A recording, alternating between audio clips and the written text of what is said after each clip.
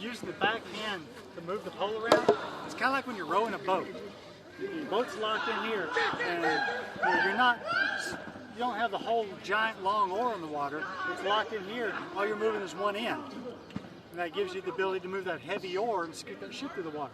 That's the idea you're using here, is just rolling this end around. You know, even with these little choppy motions, I'm not hitting here. That's going to wear me out. I'm going to be too slow. I'm hitting here. Boom, boom, boom. You know, the front arm goes in and out if it moves any at all, but it's not going back and forth. If you ever do pell work, you can practice that with a pell. Get through your pole and just hit low, high, low, high, low, high, and keep the front hand still, and just get that motion trained into your muscle memory. Practice stabbing. We didn't go into a lot of the finesse of stabbing with this. A little bit on that. You can shoot for holes.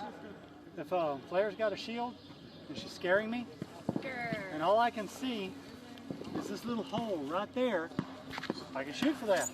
I can go up there and just kind of guide with this hand and boom, shoot that through. If she's got a shield up in her other hand. The shield in her water. Can you hold that for me for a second, please? Gives hydrate or die a whole new meaning. Yeah, she's got a cup in her mouth. Okay, so right here, I can see a little bit of her hip. When I shoot for that, if I don't have good accuracy, I'm going to miss. I'm going to hit the shield, I'm going to hit her leg, I'm going to just shoot right on by her.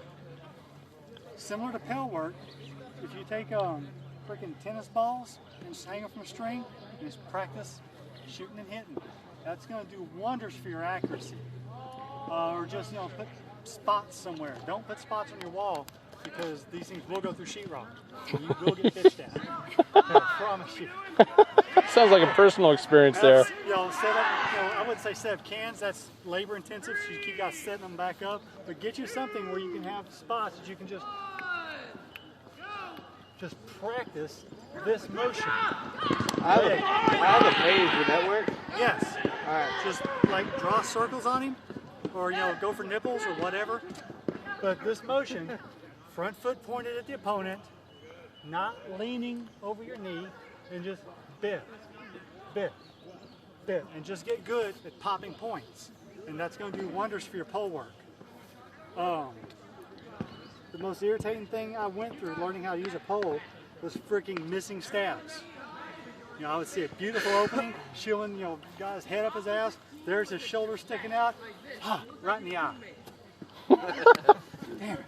You know, over and over, and people got pissed about that. It took me quite a while to learn not to stab people in the eye when I'd see that shoulder sticking out there.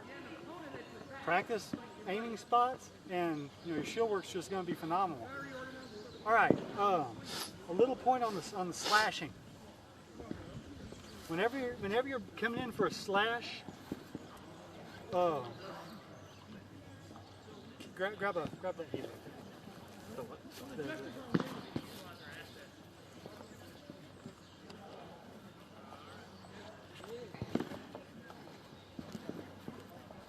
Whenever you're slashing with a pole, of course, obviously you don't want to just slash with the front of it.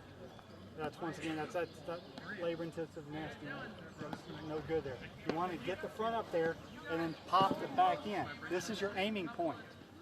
When you move your feet, let's say I've got the guy lined up. He's hard to get at. You know, he's got good coverage there. I've got to get around him. When I go to move my feet, I'm going to move my hands too. I'm going to take this aiming point and shoot it way out to the side.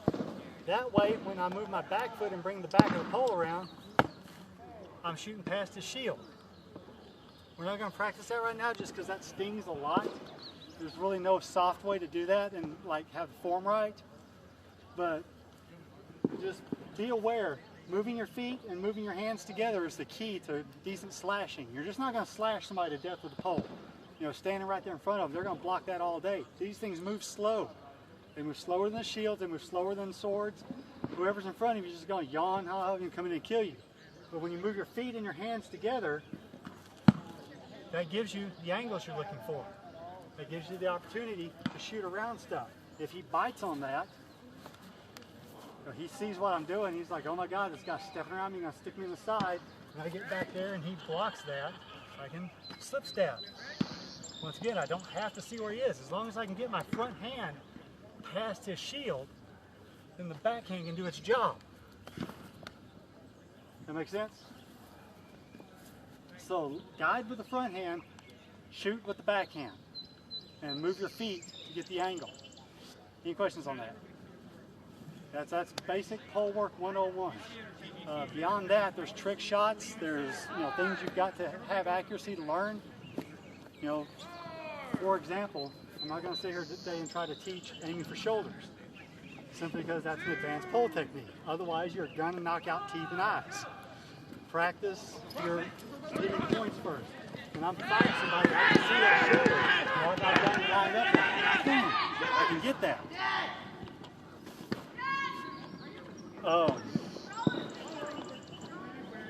That's basically a culmination of everything we just talked about. That's my front hand guiding over the shield. That's my backhand shooting and not allowing the front hand to dip or whatever. That's my feet bringing me into the right position. That's my body lined up. Everything we just talked about would go into those little fine finesse points. So practice slip stabbing, practice the double legging, and practice pel work where you're hitting stuff, like hitting points, and this will all come together with you like real easy. Question? One thing I've noticed with my pel, if I'm working on something, for example, stabbing with my pole, I start out as slow as I have to and even slower to make sure I'm hitting the spot and using the correct form, and then I slowly speed it up. If you practice correct form, you're going to have, or if you practice correct form, you're going to have correct form. If you practice bad form, you're going to have bad form. And what everybody tends to forget on a pel is, what are my feet doing? People think footwork is, okay, I guess. But to me, footwork is, what are my feet doing when my weapon is in contact with the opponent?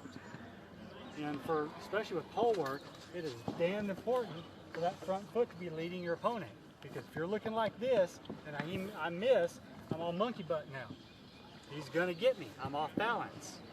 If I'm here and I miss, I've got a really good chance of being able to, take back control of the fight because my balance is still in, because my feet are lined up. So be really aware of what your feet are doing while you're practicing stuff. And actually, it slows down your practice at the beginning because, they're trying to hit a spot and paying attention to my feet, and I miss. Once you no longer have to pay attention to your feet, once they're doing the right thing without having to think about it, then everything else just falls right into a line.